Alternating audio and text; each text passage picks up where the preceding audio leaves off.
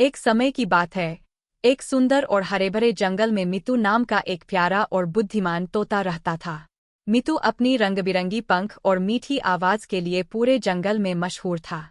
वह बहुत ही मिलनसार और चतुर था और जंगल के सभी जानवरों के साथ उसकी अच्छी दोस्ती थी।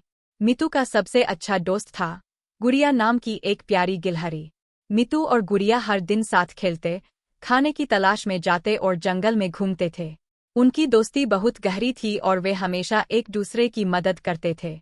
एक दिन जंगल में एक बड़ा संकट आ गया। जंगल के पास एक गांव था जहां से कुछ लोग जंगल में लकड़ियां काटने आए थे। वे लोग बहुत सारे पेड़ काट रहे थे और इससे जंगल के सभी जानवर परेशान हो गए। पेड़ों की कटाई से उनके घर उजड़ रहे थे और खाने पीने की कमी हो रही थी। मितू ने इस समस्या को देखा और सोचा कि उसे कुछ करना होगा।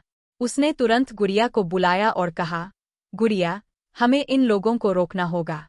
अगर वे इसी तरह पेड़ काटते रहे तो हमारा जंगल खत्म हो जाएगा।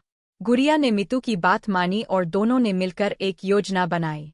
मितू ने अपनी मीठी आवाज का उपयोग करके गांव के लोगों का ध्यान आकर्षित करने की योजना बनाई। उसने गुड़िया से कहा, गुड़िया, तुम मुझे एक पेड़ के ऊपर ले जाओ और मैं वहां से गांव के लोगों को बुलाऊंगा। गुड़िया ने मितू को एक ऊंचे पेड़ के ऊपर ले जाकर बिठा दिया। मितू ने अपनी मीठी आवाज में गाना गाना शुरू कर दिया। गांव के लोग मितू की आवाज सुनकर उसकी ओर आकर्षित हो गए और पेड़ के पास आकर खड़े हो गए। मितू ने गांव के लोगों से कहा, दोस्तों, आप जो पेड़ काट रहे हैं वे हमारे घर है।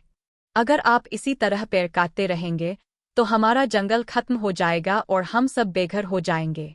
कृपया हमें बचाएं और पेड़ काटना बंद करें। गांव के लोगों ने मितू की बात सुनी और समझ गए कि उनकी हरकतों से जंगल के जानवरों को कितना नुकसान हो रहा है।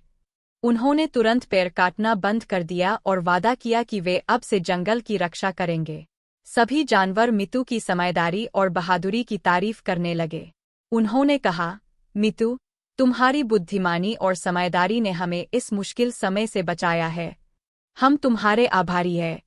मितू ने मुस्कुराते हुए कहा, दोस्तों, हमें हमेशा एक दूसरे की मदद करनी चाहिए और मुश्किल समय में साथ देना चाहिए।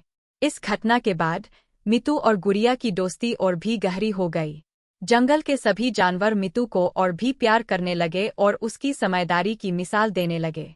इस कहानी से हमें यह सीखने को मिलता है कि बुद्धिमानी और समझदारी से किसी भी समस्या का समाधान निकाला जा सकता है।